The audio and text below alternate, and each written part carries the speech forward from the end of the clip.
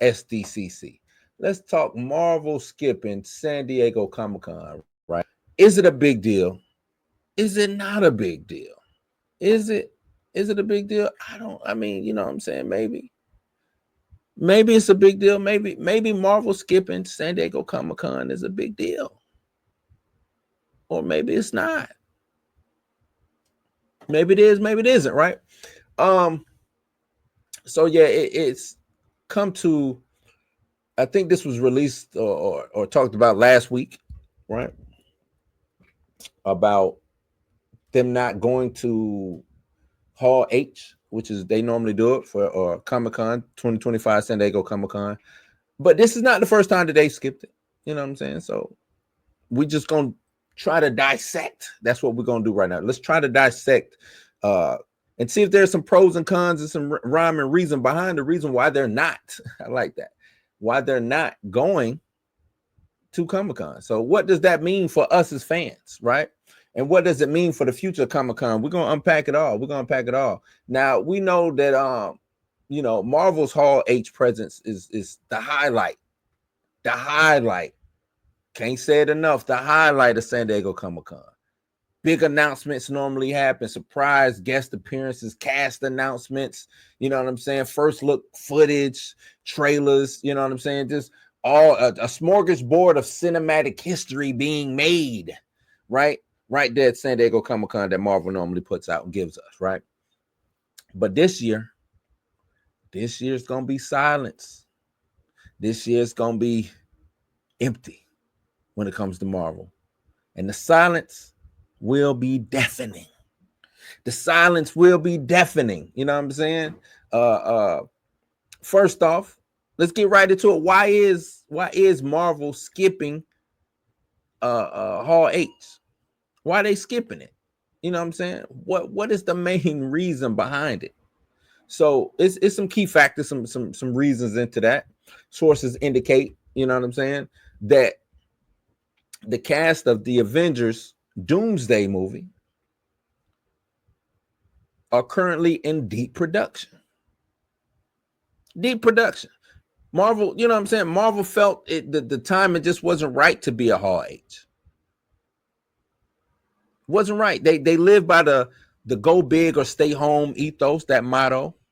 So it's like, hey, if we ain't got nothing to really give y'all, why even show up? And I'm cool with that.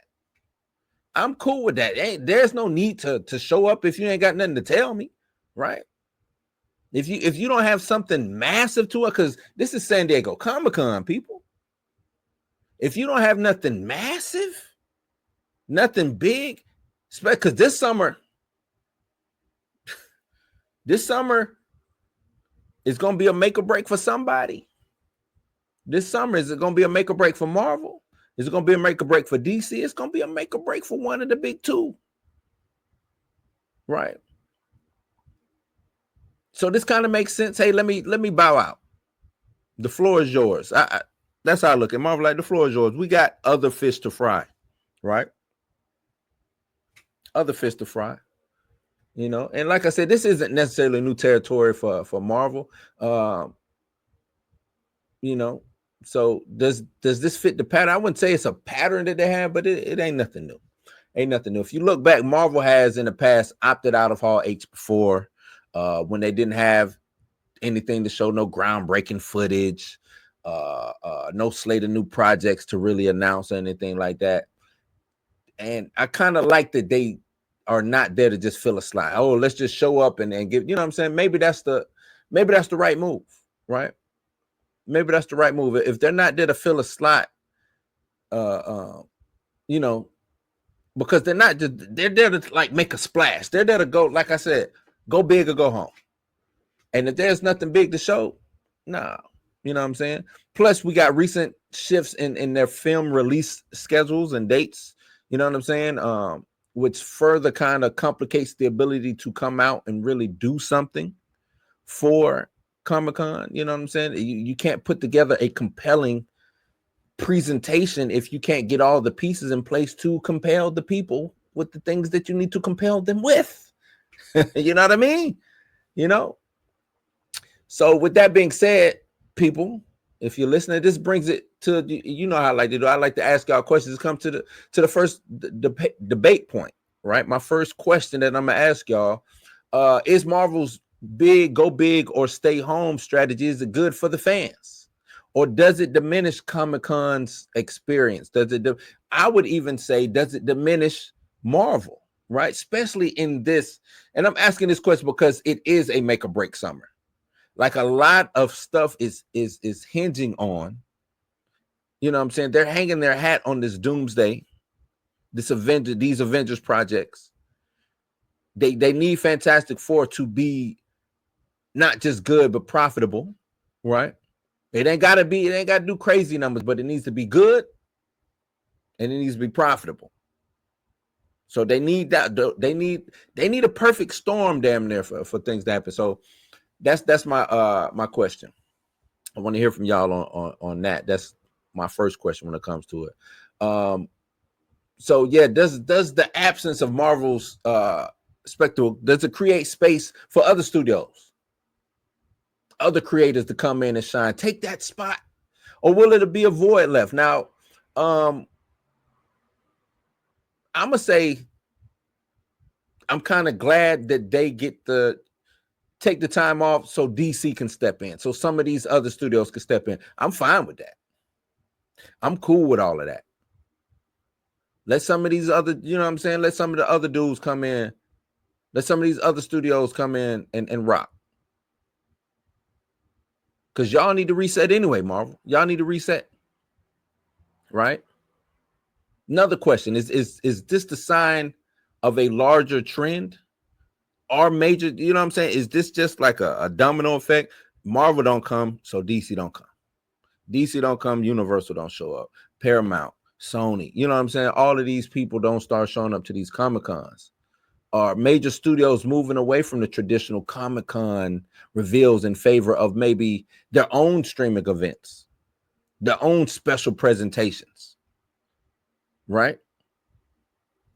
Because, you know, Disney they do the, what is it? You know, they have their own thing where they release things. I can't remember what it's called. Why am I drawing a blank right now? I'm sorry, people. Drawing a blank. But, you know, they do their own situation where it's just a Disney-led thing, and they make their announcements. Could you see other studios following suit?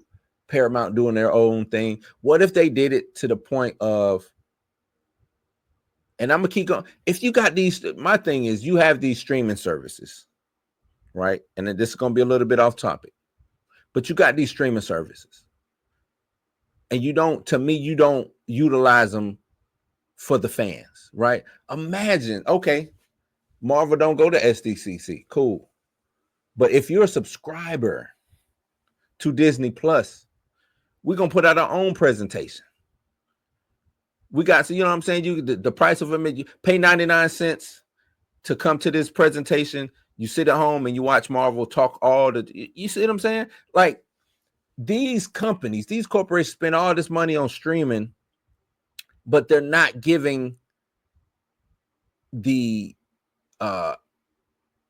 experience that the fans should have, I think. Augmented reality.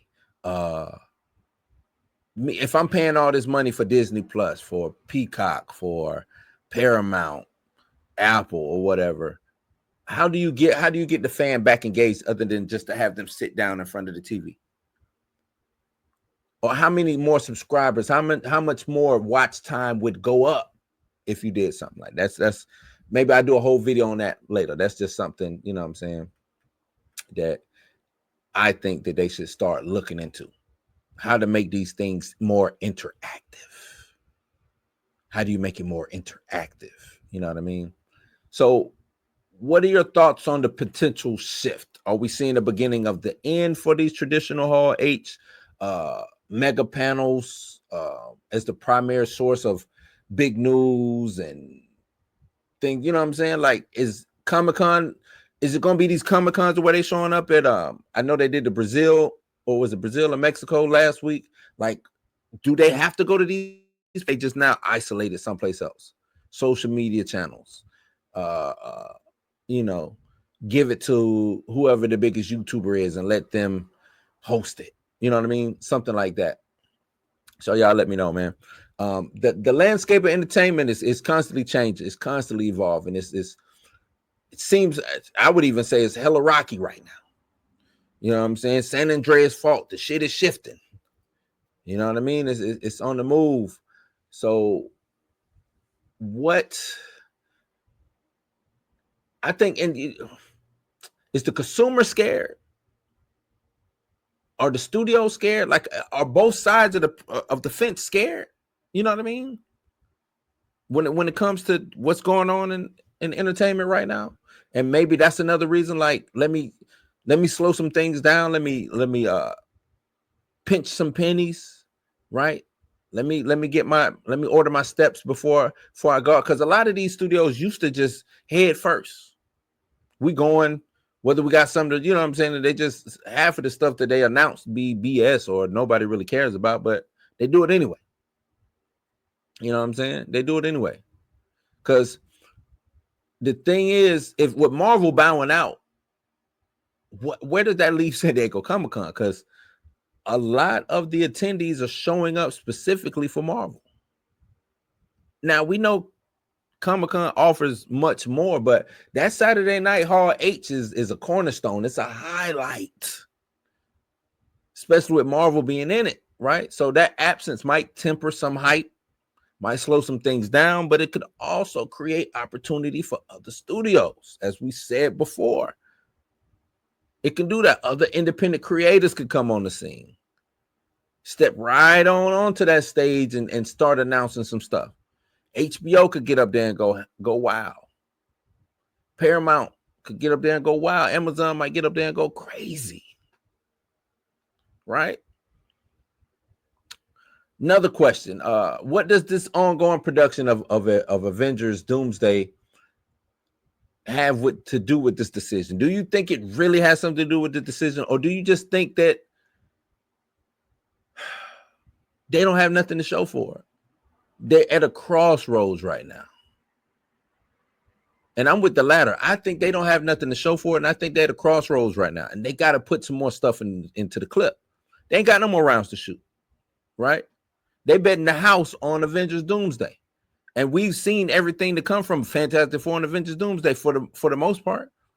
To me, this would have been the perfect time if they were going to announce extra casting, bring some more chairs out there like they did with that all day long event that people watched and got mad at after watching. This would have been the perfect time to bring some more chairs out, right? To announce some more cast in said movies, but looks like the cast might be the cast. Cast might be the cast, you know what I'm saying? So is Doomsday the reason why they're not going? Now, it could make perfect sense, right? It really could make perfect sense.